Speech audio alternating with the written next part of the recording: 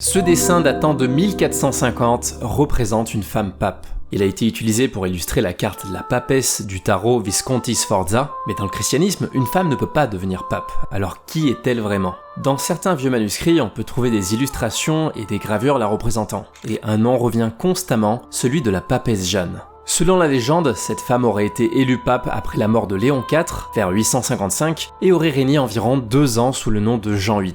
Et pour y arriver, elle se serait déguisée en homme et aurait gravi les échelons de la hiérarchie ecclésiastique jusqu'à atteindre son rôle suprême. Mais elle aurait finalement été démasquée en accouchant lors d'une procession et aurait été punie de mort pour avoir trompé le corps religieux. Ayant perçu cette histoire comme une honte et une trahison, le Vatican aurait rayé son nom de ses listes officielles et aurait établi un rituel pour garantir que ses futurs papes seraient bien des hommes, histoire d'éviter de se faire tromper 2 fois. Ce rituel consisterait à asseoir le nouveau pape sur une chaise percée, sans sous-vêtements, pour que le plus jeune des cardinaux puisse le tâter et procéder à une vérification. Celui-ci devait alors s'exclamer « Duo sabet et bene panentes », qui veut littéralement dire « Il en a 2 et elles sont bien pendantes ». Bon, cette histoire elle est pour le moins surréaliste et aujourd'hui elle est largement décriée et même niée par le Vatican. Mais jusqu'au XVIe siècle, elle était largement admise comme vraie. Beaucoup pensaient que la papesse Jeanne avait existé et son buste a même été exposé dans la cathédrale de Sienne. Depuis, il a été démoli pour coller à la vérité historique, mais certains historiens croient encore à sa potentielle existence. On fait d'ailleurs encore des trouvailles d'artefacts qui semblent liés à elle, comme ces pièces de monnaie découvertes en 2018 ou encore certains lieux de culte qui font référence à son nom.